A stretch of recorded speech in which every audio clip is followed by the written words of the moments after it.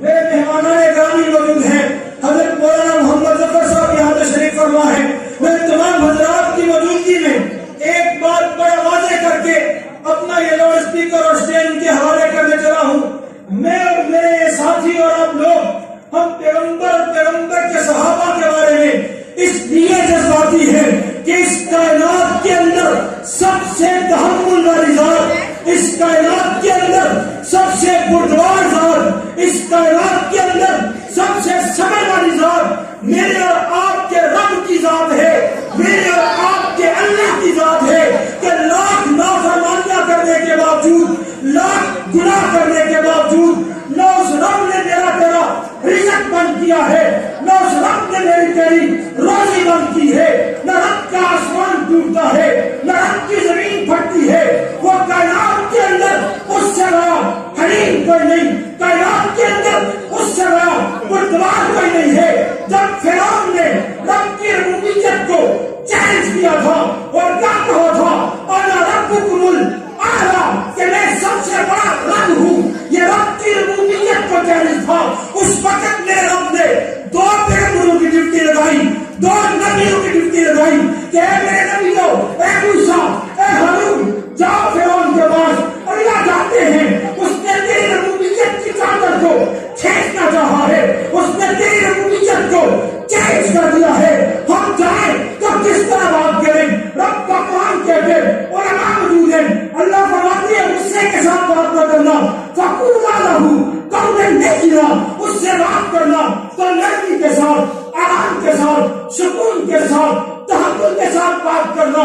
میرے رب نے نہیں کہا کہ اس نے میری کبریائی کی چادر کو کھینچا لہٰذا تلوار لے کے اس کی گردن اڑا دینا، نہ، لیکن جب معاملہ محمد عربی کا آیا اور ایک بدبخت نے میرے پیغمبر کی ذات پہ حملہ کیا تو اللہ کا قرآن، میرے رب نے اس کے عیب کھول کے رکھ دیے، میرے رب نے اس کی چادر اڑا کے رکھ دی، میرے رب نے اس کے بخیہ اڑا کے رکھ دیے اور واضح رسول کے اندر اعلان فرما دیا، ہم نازل بشان برمیم مناع للخیر معتد نصیم مطیع بعدا ذالک زمین، اللہ کہتے ہیں اور میرے محمد کے بھونکنے والے پہلے اپنے نسل کو دیکھ تو خود کسی حرام کا بچہ ہے، زنا کی پیداوار ہے، میرے محمد پہ بھونکنے چلا ہے۔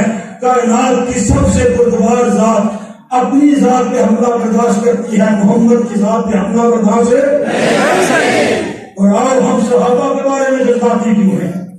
چھوٹا سا صحابی ہے، معصوم صحابی ہے، کانوں کے اندر آواز پڑ گئی کہ منافقین نے کہا ہم جائیں گے اور ہم عزت والے ہیں، نعوذ باللہ محمد ذلیل ہے، ہم عزت والے ذلیلوں کو دنیا سے نکال دیں گے۔ صحابی نے سن لیا، اللہ کے رسول کی بارگاہ میں جا کے بات بتا دی، حضور کو بات کا پتا چلا، منافقوں سے بات ہوئی، قسمیں کھا گئے، اللہ کی قسمیں سنیا کیا، نکے نیانے نہیں سمجھ آئی، بات نہیں سمجھا، اس کو پتا نہیں چلا، ہم تو کچھ اور کہنا چاہتے تھے۔ آج بھی صحابہ کی گستاخی کر کے جب پوچھا جائے کیوں کہتے ہو، کہتے بچوں کو بات سمجھ نہیں آئی، ہم کہنا کچھ اور چاہتے تھے، ہم نے کہا کچھ اور تھا، سمجھ نہیں آئی۔ کہنے لگے منافقین بچہ ہے، اللہ کے رسول سمجھ نہیں آئی، اللہ کی قسم آپ تو اللہ کے رسول ہیں، ہم تو دعائی دیتے ہیں۔ رب نے قرآن کی آیتیں اتار کے کہا اذا جاءك المنافقون قالوا نشهد انك لرسول اللہ، یہ منافق آپ کے پاس آ کے قسمیں کھاتے ہیں کہ تو اللہ کا رسول ہے، فرمایا ان کو بتاؤ اللہ تم سے بہتر جانتا ہے کہ میں اللہ کا رسول ہوں، سے بہتر جانتا ہے، لیکن میرے پیغمبر میں اللہ گواہی دیتا ہوں کہ منافق جھوٹے ہیں، تیرا صحابی جھوٹ نہیں ہو سکتا، تیرا صحابی جھوٹا نہیں ہو سکتا۔ جب اللہ کی ذات پہ بات آئی رب نے برداشت کر دیا، نہ محمد نے حملہ برداشت کیا، نہ صحابہ پہ حملہ برداشت کیا۔ ہاں اس میرے پیغمبر کی عزت کے اوپر حملہ ہے۔ ابو